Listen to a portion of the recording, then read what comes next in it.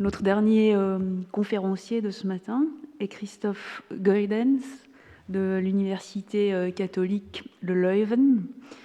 Alors, comme vous l'avez compris, Julie a fédéré tout un ensemble de projets de recherche autour d'elle, avec ce dynamisme qui la caractérise. Et c'est encore un autre projet de recherche que Christophe Geudens et cet après-midi Steven Kosemans vont représenter. C'est un projet dont elle a déjà évoqué le nom, Magister Dixit, un projet qui est donc établi à l'Université catholique de Leuven. Et il s'agit du dépouillement de carnets de notes d'étudiants de l'Université de Louvain du XVe et XVIe siècle. Cette équipe de chercheurs a en effet découvert un fonds qui comporte plusieurs centaines, 500 carnets de notes d'étudiants. Et il y a tout un travail qui est en train de se faire autour de ces sources. Aujourd'hui, on en aura deux aperçus, dont le premier vous sera présenté sous le titre de « La logique à Louvain, entre environ 1425 et 1530, nouvelle perspective de recherche ». Merci beaucoup. Well, unfortunately, I will present this talk in English, so my apologies for that. The story of the fortunes of philosophy in northwestern Europe during the late medieval period is a story with many chapters. It's partly the story of the rapid expansion of the number of centers for the study of philosophy. At no point in history before the advent of modernity were more universities, studia generalia, founded than during the late 14th and 15th centuries. Jacques Verger calculated that between 1378 and 1500, a striking 47 universities were either newly founded or restored, which amounts to roughly one new university opening its doors every 3 years. About 1/3 of these foundations took place in the German-speaking lands, and one of them occurred in the Duchy of Brabant, which in late medieval times covered parts of present-day Flanders, Wallonia, and the Netherlands, and which enjoyed considerable prosperity thanks to the trading activities in cities such as Brussels and Antwerp. In December 1425, through the instigation of John IV, Duke of Brabant, Pope Martin V commissioned the erection of a university in Louvain.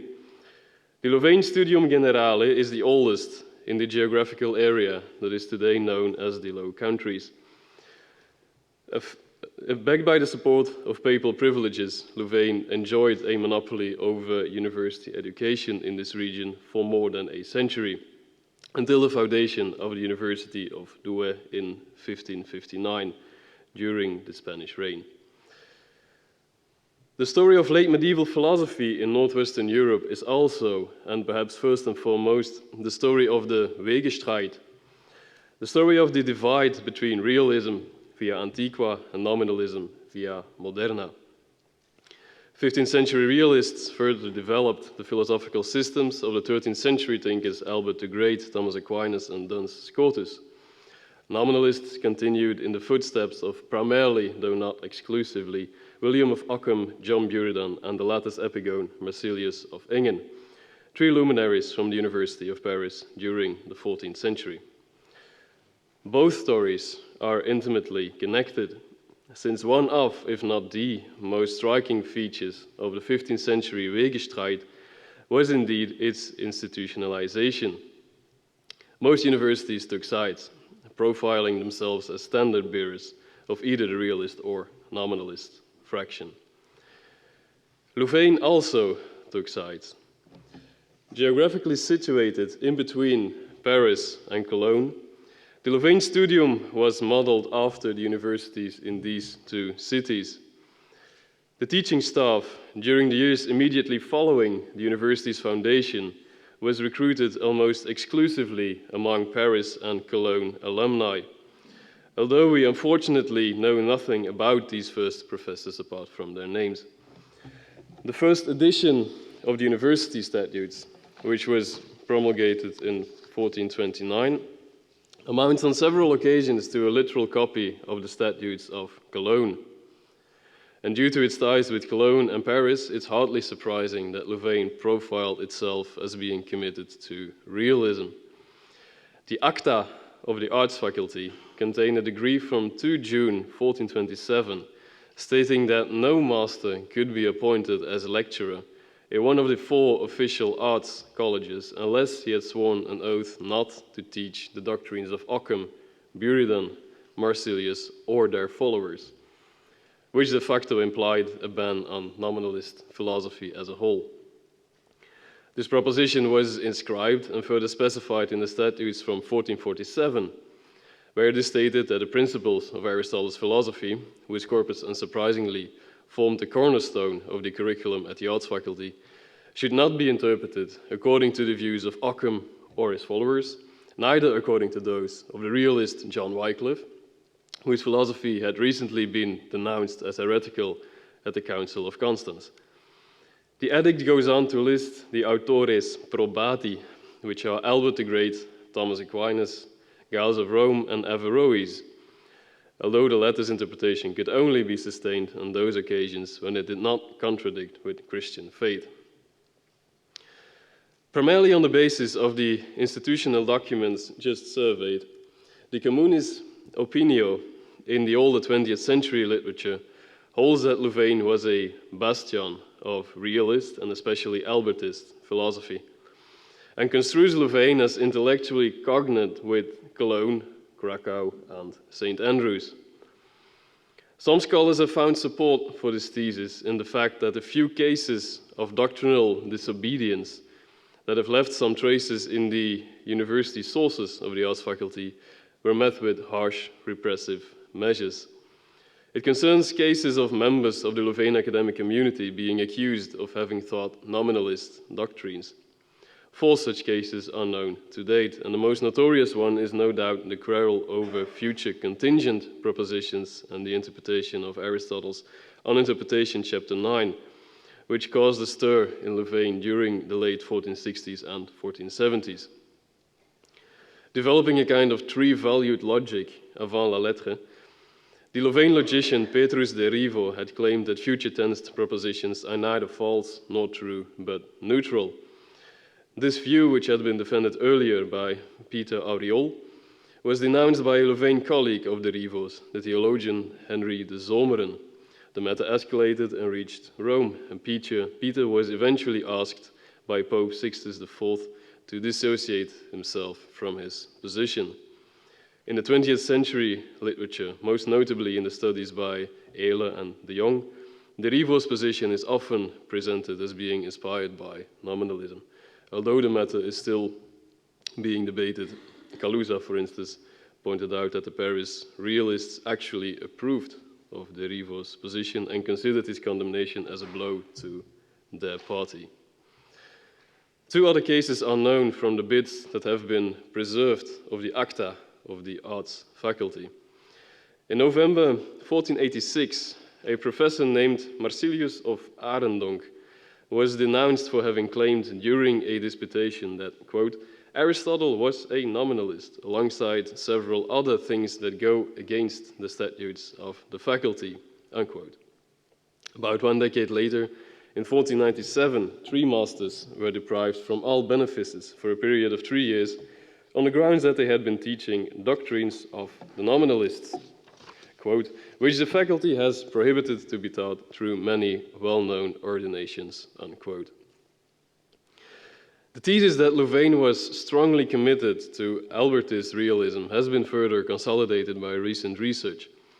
Studies by especially Mazzolini have pointed at the importance of both Thomist and Albertist philosophy as formative for the thought of Petrus de Rivo, and Papy has shown that the reconstruction of Aristotle's logic in the Commentarii Lovanienses, which is an anonymous commentary on the Organon, which was first printed in 1535 and used continuously until 1568, was heavily influenced by Thomas Albert and to a lesser extent by Duns Scotus. Nonetheless, the Albertist thesis does not rest on steady foundations. And this is first and foremost due to the fact that arguably the most important sources for the reconstruction of the Louvain philosophical discourse during the late medieval period remain almost unstudied today, which are the textbook introductions to Aristotle's philosophy on the one hand, and on the other hand, the manuscript commentaries, lecture notes, on the Corpus Aristotelicum dictated ex cathedra by the professors and written down by the students.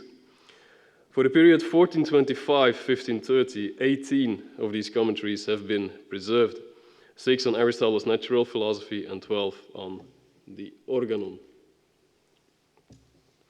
As for the textbooks, we currently know of the existence of one fragment of handwritten commentary on Peter of Spain's Tractatus or Sumulae Logicalis, which is datable around 1515, and 3 printed manuals, a survey of term logic from 1512 by Maarten van Dorp, an introduction to the Physica by Frans Titelmans, which was first printed in 1530, and an introduction to the Organon by the same author, which has been mentioned earlier today.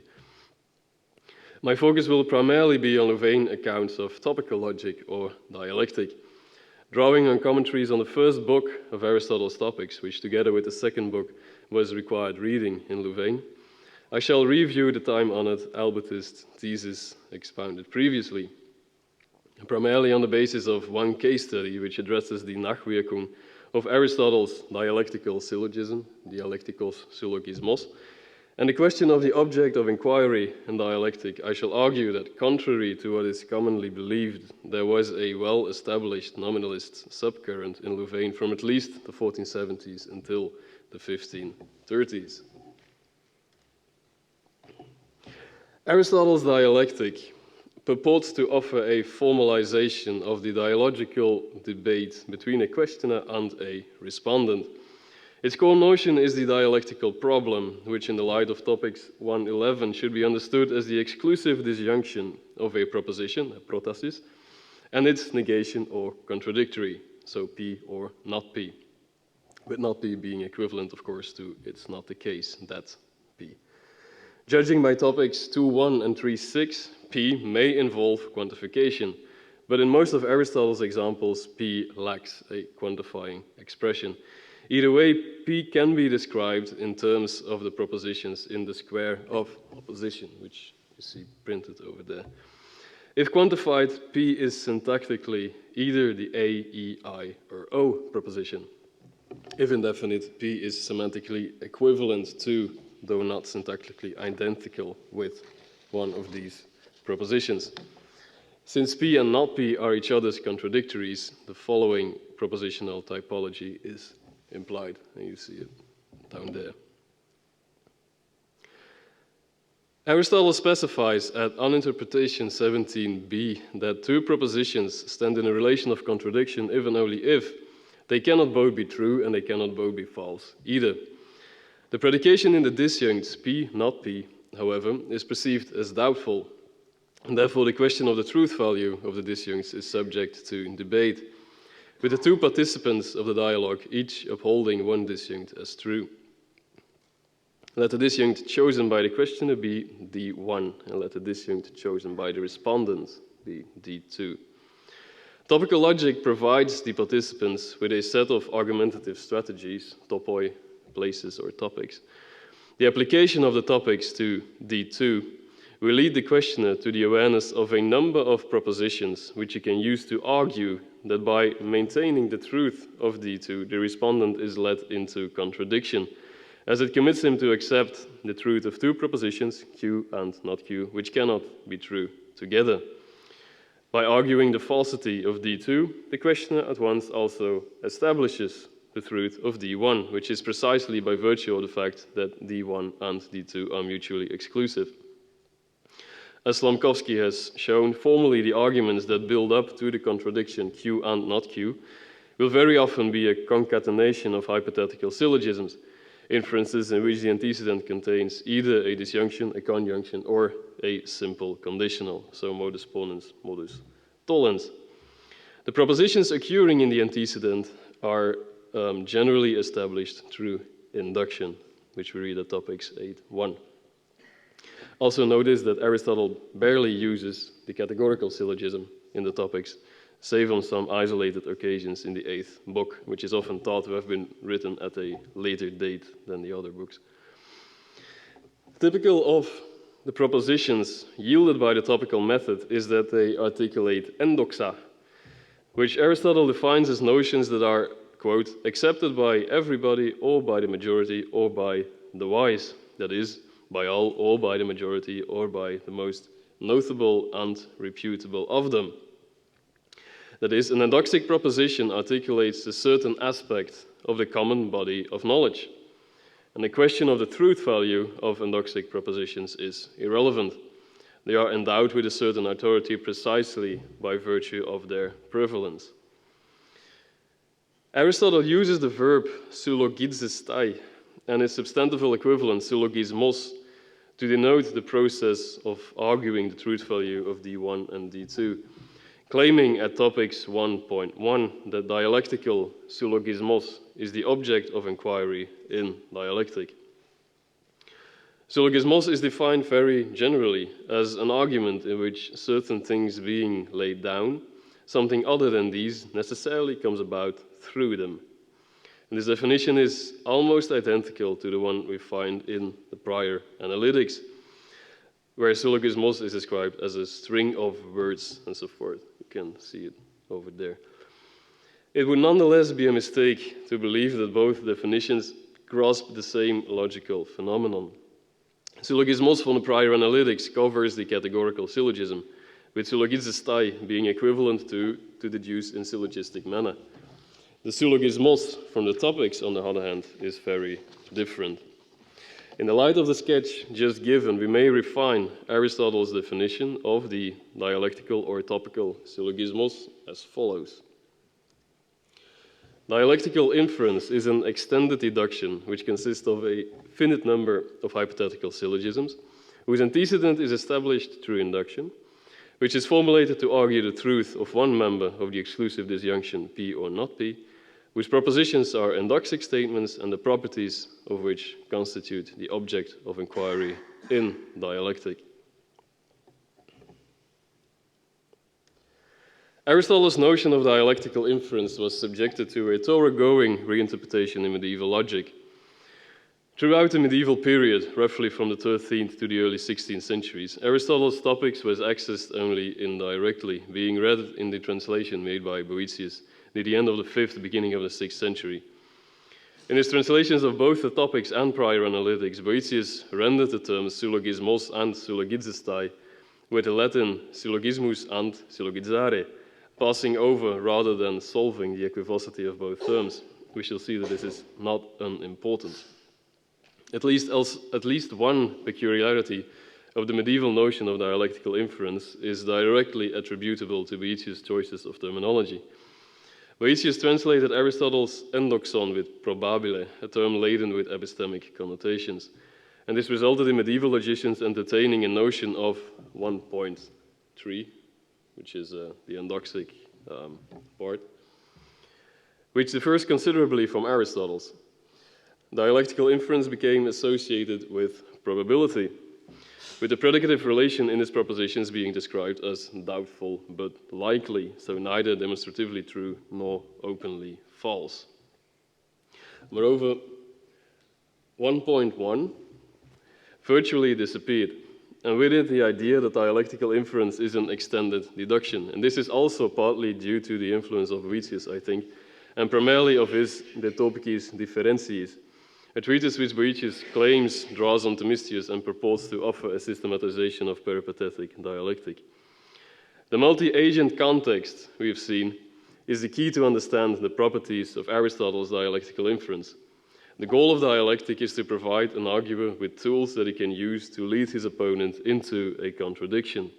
And to succeed, he will have to conceal his overall strategy and to unfold his argument carefully, with one step at a time. As long as we bear this in mind, it's clear that Aristotle's dialectical inference is the molecular concatenation of different atomic inferences. Each atomic inference, in casu a hypothetical syllogism, corresponds to one step in the process that leads toward the contradiction Q and not Q. The topicus differentiis proceeds from Aristotle's idea that dialectic revolves around the exclusive disjunction of two propositions, P, not P. But unlike Aristotle, Boëthius does not frame his logic in the multi-agent context, focusing instead on the validity conditions of the different atomic inferences that are construed on the basis of the topics, and on the properties of the propositions of which these inferences consist. The topicus differentiis profoundly influenced the medieval debate on topical logic. Part of the Logica Vetus it had been available to medieval logicians in days when Aristotle's topics were not. And this treatise shaped the medieval conception of the logical topics to the extent that when the topics resurfaced near the end of the 12th, beginning of the 13th century, the topicus differentiis provided the interpretative framework for this treatise. And this at least partly explains, I think, why medieval logicians, almost without exception, focused on the individual atomic inference as the most essential unit of Aristotelian dialectic, losing sight of the molecular structure of Aristotle's dialectical inference. Dialectical syllogismos came to be interpreted in terms of the definition of syllogismus found in the prior analytics, which resulted in the development of the dialectical syllogism, a kind of categorical syllogism whose propositions articulate probabilities. And being drawn into categorical syllogistic dialectic became formalized. Aristotle, we've seen, had identified dialectical syllogismos, or syllogism, as the object of inquiry in dialectic. About all 13th century commentators on the topics known today, including the Louvain probati autores, Albert the Great, Thomas Aquinas, and Gaius of Rome, endorsed this view. And the definitions are usually wrapped in hylomorphic terminology, a consequence of the resurfacing of Aristotle's Physica and Metaphysica in the 12th and 13th centuries. Which leads to the following definition. So, dialectical inference, dialecticus syllogismus, is a categorical syllogism with regard to its form, which is formulated to argue the truth of one member of the exclusive disjunction, which consists of probable propositions with regard to its matter and the properties of which are the object of inquiry in dialectic.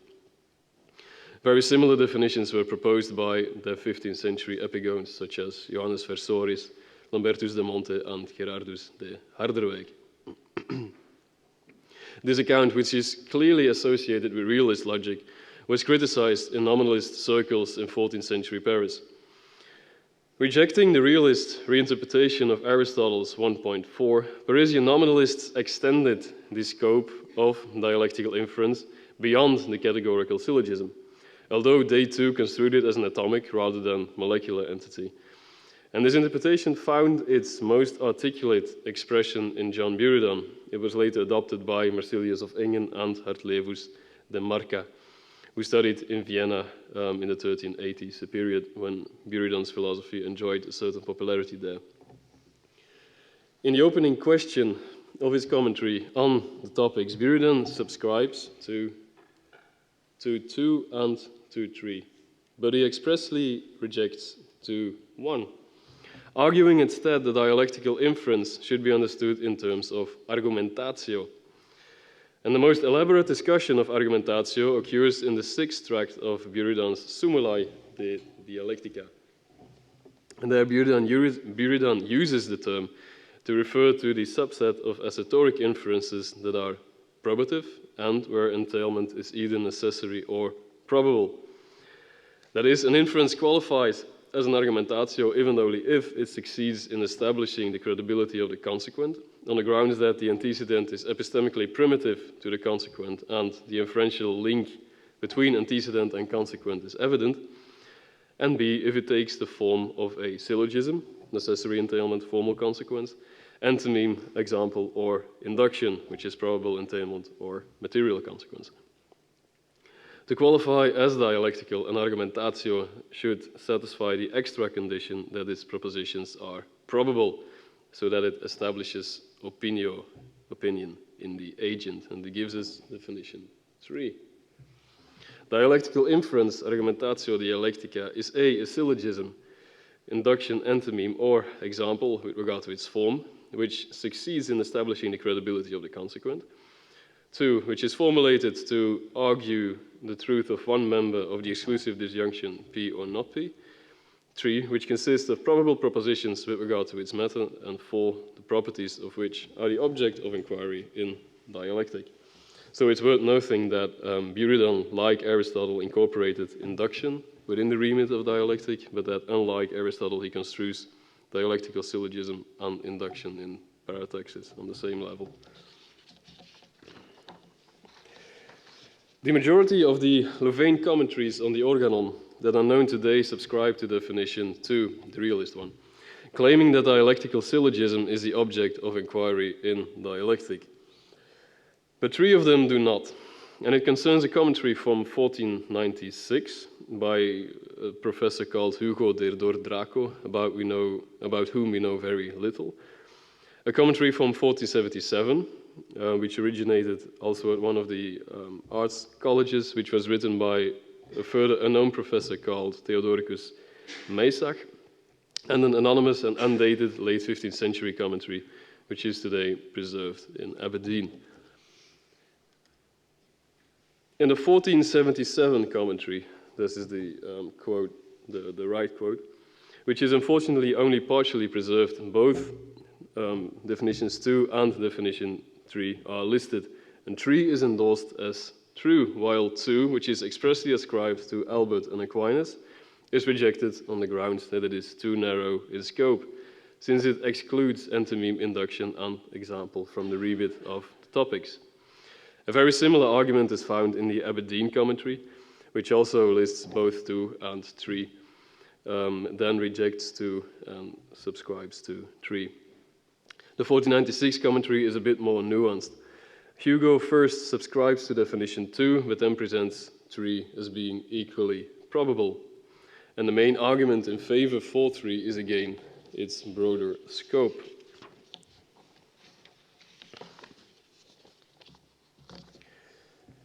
The question of the object of inquiry in dialectic is not a trivial one. Answering it amounts to defining the place of the topics in logic.